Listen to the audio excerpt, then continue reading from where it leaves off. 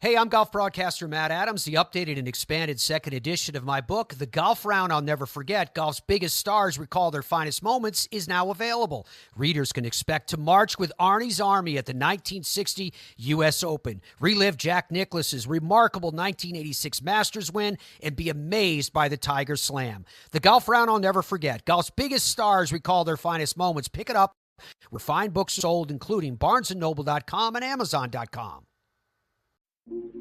This day in sports history. It's February 17th, and on this day in 1924, Tarzan broke the 100-meter freestyle swimming record. Okay, all right, I hear you screaming at me.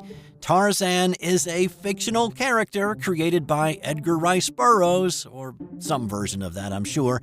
And yeah, that is correct. But the guy who would bring Tarzan to life on the silver screen a few years later was actually a world-class swimmer and 5-time Olympic gold medal winner.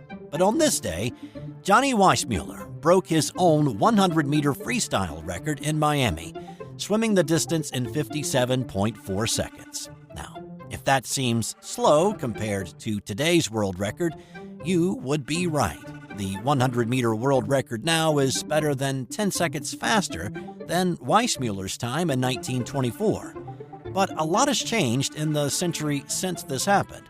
One, swimmers then were wearing full-body suits, and nothing like the Speedo laser suits that were controversial a few years back. The full-body swimsuits of 1924 had a lot of drag. Entry into the pool was from the pool edge instead of an elevated starting block. The flip turn wouldn't come into fashion for another decade. But to really put into perspective Weissmuller's time 100 years ago today, his record would not be bested for another 10 years. And really, the only reason it was broken then was due to advances in pool design and other technology advances.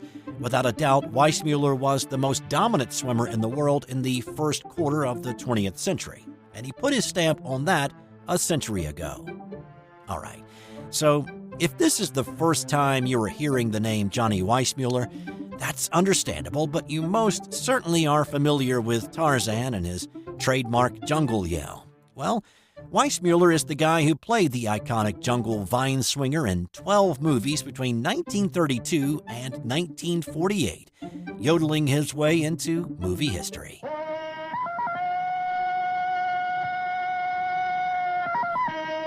Also on this day, in 1974, 49 people died in a stampede attempting to enter a soccer match at Zamalek Stadium in Egypt. The scheduled friendly between Egypt's Zamalek and Czechoslovakia's Dukla Prague was originally slated to be played in the 80,000-seat Cairo Stadium, but the venue was changed in the hours leading up to the match to the smaller 40,000-seat Zamalek Stadium. Fans, fearing they would not be able to grab a seat, set off a stampede that started when the gates opened. The amount of people rushing in caused several walls to crumble, crushing the victims. The match was canceled due to the tragedy. And in 2001, Charlotte Hornets guard Baron Davis sank the longest shot in NBA history when his 89-foot heave at the end of the third quarter at Milwaukee's Bradley Center dropped. It gave the Hornets the 76-67 lead, and they went on to beat the Bucks by 10 that night. That's all for today. More tomorrow on This Day in Sports History.